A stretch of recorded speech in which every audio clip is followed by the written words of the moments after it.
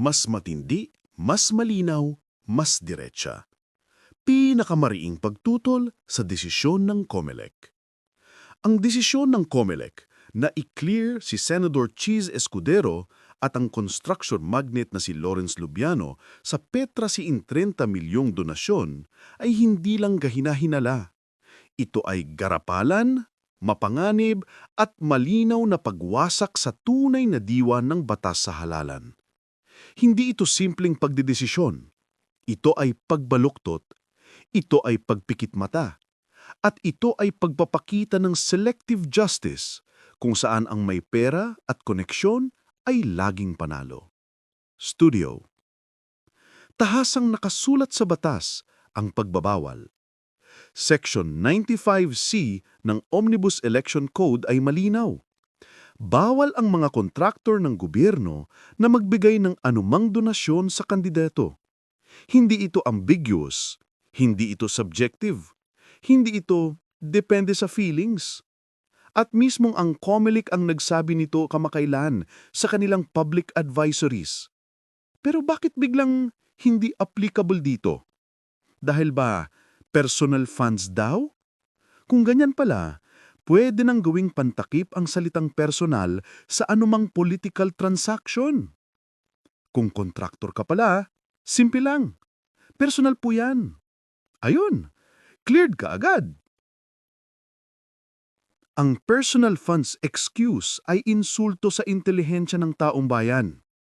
Napakalaking Petra si 30 milyon ang pinag-uusapan. Hindi ito tipong ipon mula sa alkansiya. Hindi rin ito parang pinag-ipunan ko po yan mula nung grade school.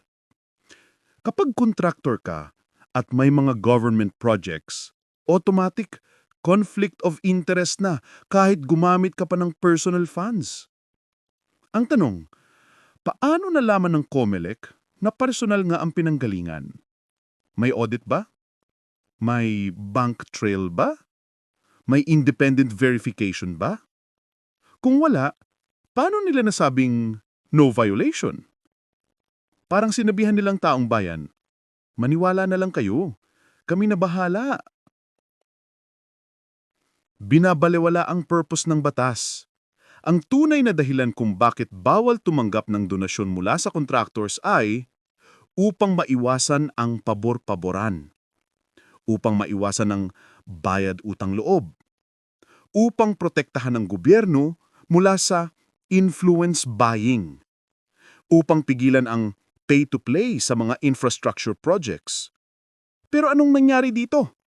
Literal na sinira ang mismong rason kung bakit umiiral ang batas.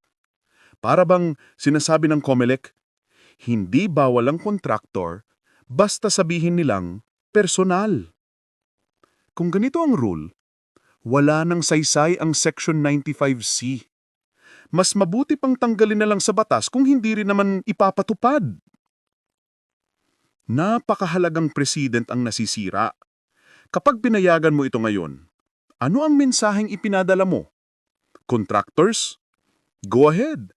Lagyan nyo ng milyon-milyon ang inyong mga kandidato. Basta personal daw. This is not just a loophole. This is a highway for legalized influence peddling. Sa susunod, may kontraktor na magdodonate ng 50 milyon? Sabihin lang, personal. May mining company executive na magbibigay ng 100 milyon? Sabihin lang, personal. May gambling operator na magdodonate sa politiko? Sabihin lang, personal. Mas masahol. Mukhang selective justice. Kapag ordinaryong tao ang may maliit na error sa campaign finance report, quick to punish ang COMELEC. Pero kapag mayaman, kontraktor at konektado, no violations po. Hindi ito pantay na hustisya. Hindi ito patas na laban. At hindi ito ang COMELEC na inaasahan ng publiko na tagapagbantay ng malinis na halalan. Ang tawag dito ay double standard, elite protectionism, at institutional bias. Insight 1. Personal funds can be laundered corporate money. Anyone familiar with political finance knows na corporate money is usually funneled through personal accounts para maging malinis tingnan. Napaka-common ng teknik na ito sa political campaigns. Kaya ang pag-accept ng personal argument, walang masinop na audit, ay hindi lang sloppy. It's naive to the point of neglect. Insight 2.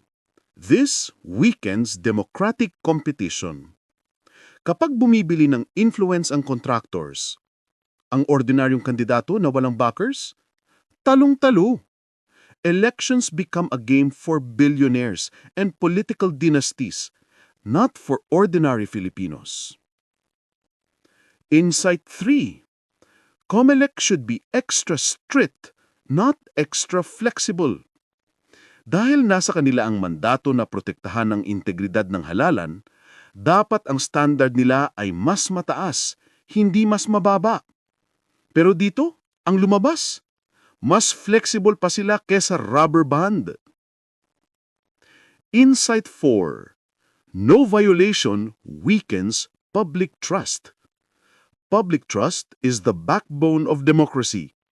With decisions like this, COMELEC is not just damaging its credibility, it is actively eroding it. Ang mensahe sa publiko? Bawal yan kung ikaw ay mahirap. Pero kung may Petra siing 30 milyon ka, pwede. Conclusion. This decision is a disservice to the nation. Hindi ito simpleng administrative ruling. Ito ay malaking sampal sa intensyon ng batas, sa etika ng gobyernong malinis, at sa karapatan ng taong bayan sa isang patas na halalan.